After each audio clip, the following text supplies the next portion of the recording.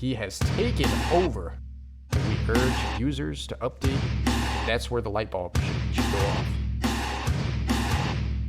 Welcome back to DIY Security. Today we're going to be going over some WordPress plugin vulnerabilities, actually 2 of them. And so real quick, if this is your first time here, we go over the latest cyber threats and we demonstrate techniques that hackers use to compromise systems and web applications, but we do it here ethically, legally, and with permission. So if that's something you're into, please consider subscribing and stay tuned for more content on cyber. Also, disclaimer, please don't be a bad hacker. This is for educational purposes only. And yeah, enjoy the video. So we got 90,000 WordPress sites affected by arbitrary file upload and authentication bypass vulnerabilities in Jupiter X Core WordPress plugin. Whew, that was a mouthful. So real quick, I get updates through, I'm subscribed on a newsletter for WordPress, and they said on August 6, 2024, they received a submission of arbitrary file upload, and they also had gotten a limited authentication bypass to account takeover vulnerability in the same plugin. So definitely props goes out to the ethical hacker GeoVoid, who discovered these vulnerabilities and reported them responsibly through the bug bounty program of WordFence. And this guy, he ended up making 2,145 for the arbitrary file upload and 1,690 for the authentication bypass. And so real quick, another important note is they're saying we urge users to update their sites with the latest patch version of Jupiter X Core, which is version 4.7.8 as soon as possible. So again, if you are using or know of anyone using the Jupiter X Core plugin, you guys need to make sure you get that update, because these are some pretty serious vulnerabilities.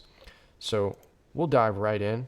And here on the WordFence blog, I'm sure you guys, if you want to read the whole blog, you can look it up.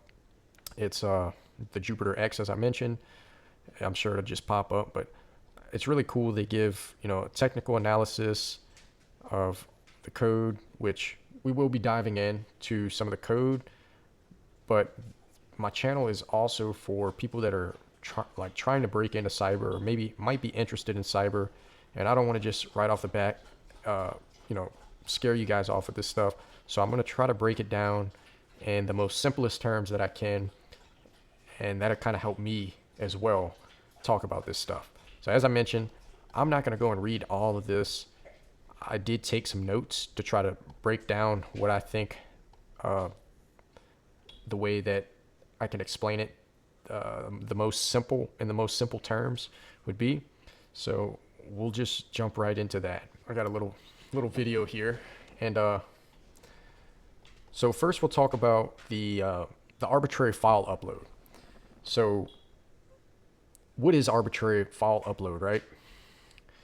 So I want you guys that, of course, if you already know, this is not for you. This is for the people that don't know what arbitrary file upload is. But imagine, your mailbox is designed to accept specific types of deliveries, like letters and packages.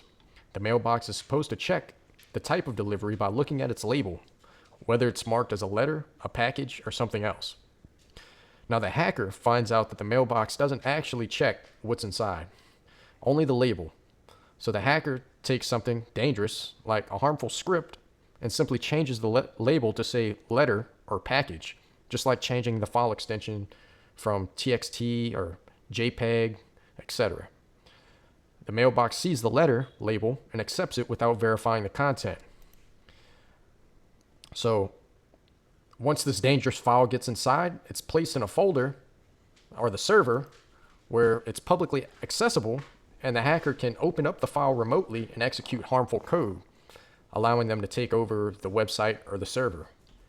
This can happen because, like I said, the system didn't properly check if the file's really what it's saying it is, or So yeah, hopefully that was, I tried to give a little demonstration to show you guys, you know, what was going on there. And so the second one is authentication bypass. And while that probably sounds pretty straightforward, I'm going to explain it anyway. So we could just imagine that we got a website and it lets us log in, say, with Google or Facebook.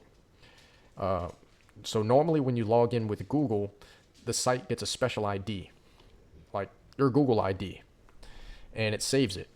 So the next time you log in, it knows it's you. So how can a hacker trick the system? The website creates a special login link for people using Google, but the problem is anyone can use the link, not just you.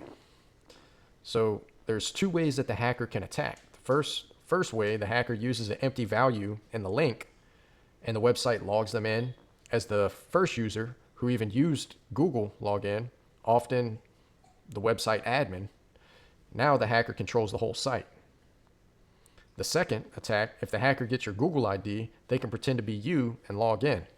They might trick you into clicking a link to steal the ID. So, of course, why is this bad?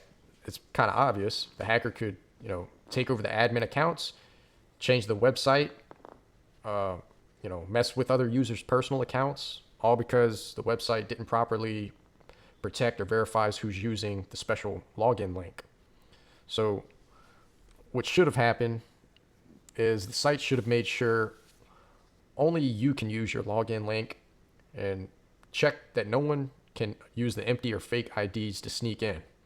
Like maybe some kind of token validation or some 2FA, like two-factor authentication, or maybe even, like with the token validation, you can check signatures and stuff like that. So all right, now that we got the kind of basic walkthrough, you guys are going to want to buckle up because we're going to dive into the code now. So for the first one, the file upload, the issue is in how the valid field array is populated and how the validation process is handled for non-fields, the code that made the attack possible. So public function upload files, it's just basically that's what, when the user clicks, upload files, this is the function, upload files, that gets that initiated. And then we got a comment here, PHP CS ignore WordPress.security validate sanitize input. Now this comment is actually telling the PHP code sniffer tool to ignore the rule that checks whether the input like $_files has been validated or sanitized. So if and then we got fields equals is set to files fields, question, yada yada, you can read it, if the field is not set or empty. So I'm sorry, I got ahead of myself. If, right here, exclamation mark, $fields, that's what that means. If the field is not set or is empty, return this, and then validate fields. So this loop creates an array for all of the form fields, not just the file fields, for each this form settings fields as form fields, valid fields, form fields, ID equals form fields type. So this loop processes each file and uploads it, but it doesn't check whether the field is actually supposed to be a file upload field. So right here, we got for each field as ID field, if not is set, valid fields ID, continue. So there's no restriction is in place here on the file type, allowing an attacker to upload a malicious file, tricking the system with a text or a text area field ID. This upload file field ID. Return this. So, I can look at this and this is why it's like I want to get better personally. I'm not going to lie to you guys and be like, yeah, I'm some kind of code expert, because I'm not a developer. I write really scrappy code scripts, and I can look at code and tell you what it means, but being able to find a bug like this really takes another level of understanding. It takes you to be able to kind of critically think and be able to see like the loop for each this form settings fields as form fields and be like, okay, well, it's creating an array of all the fields, not just the file fields, and then kind of piece it together. Okay, for each field as ID fields, if is set to valid fields ID, then okay, well, it's not checking. It's not checking right. And that's where the light bulb should go off. So why is the code vulnerable? The valid fields array is populated with all form fields, regardless of whether they are fields type file or text fields type text. No file type restriction. When processing the files, the code only checks if the field exists in the valid fields array. Doesn't enforce that the field must be a filed field. So an attacker can send a file using the text field's ID. Bypassing validation. Since the code allows the file to be uploaded through a field that isn't intended to handle the files, there's no type of validation. And any type of file, including malicious PHP files, can be uploaded. So super bad. Unique ID, function, and public folder. The file gets uploaded with a unique file name and in a publicly accessible folder, so the attacker can then access the file and execute malicious code. Whew. All right.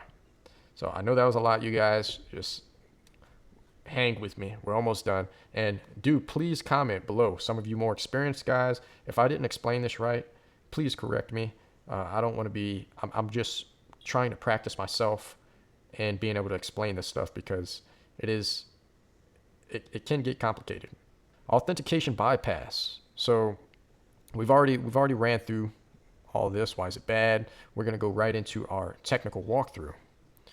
So for the vulnerability bypass, we had no check for empty Google ID value. The code checks for Jupiter X Google social login parameter and the URL, but there's no check to see if the value is empty, which allows the attacker to bypass proper validation. We got here, if not is set, get Jupiter X social login, and then return. So this is one of the key parts. It's crazy because you can have paragraphs and paragraphs, sometimes pages of code to make up a web app. And all it takes is this little tiny paragraph right here, just these couple little paragraphs for a hacker to be able to just completely take over an account. And that's exactly what's going on in just these couple of lines of code. We're able to log in without validation.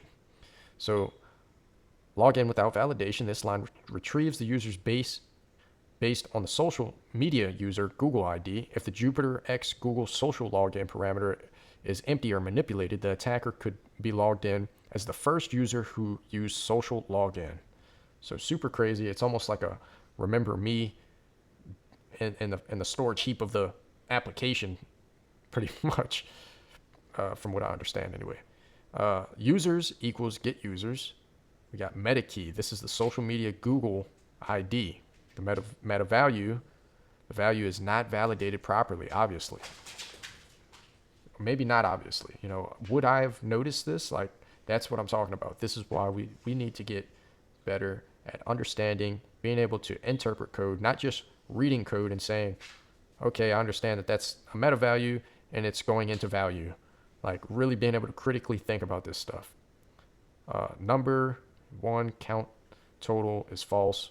So setting the attacker as the login user, once the website identifies a user based on the invalid or empty Google social login value, the following lines is set the current user and log them in. The following line sets the current user and logs them in. There we go.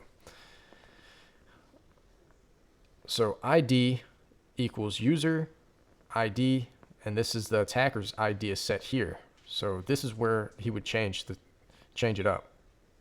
He would just add, so where it says ID equals user 0, the attacker, say if it was whatever, he would just put, if his ID was 1337, he would put his ID there. And so WordPress clear auth cookie clears the previous session of the cookies. WordPress set current user ID sets the attacker as the current user, and WordPress set auth cookie ID authenticates the attacker with the cookies. So bam, now he's in. He's in there, guys. He has taken over the account. The vulnerability. No validation of the Google ID. If an attacker provides an empty or fake Google ID, they can still log in because the website doesn't check if the value is valid. Logging in as the first user. If the attacker sends an empty value, the website logs them in as the first user who signed in with Google, often the admin. All right. So I know that was kind of a lot. It was an earful. I hope I didn't put you guys to sleep, but that is going to be it for this video, you guys. Make sure you hit that like button, subscribe or follow. You know the drill. DIY out. Peace.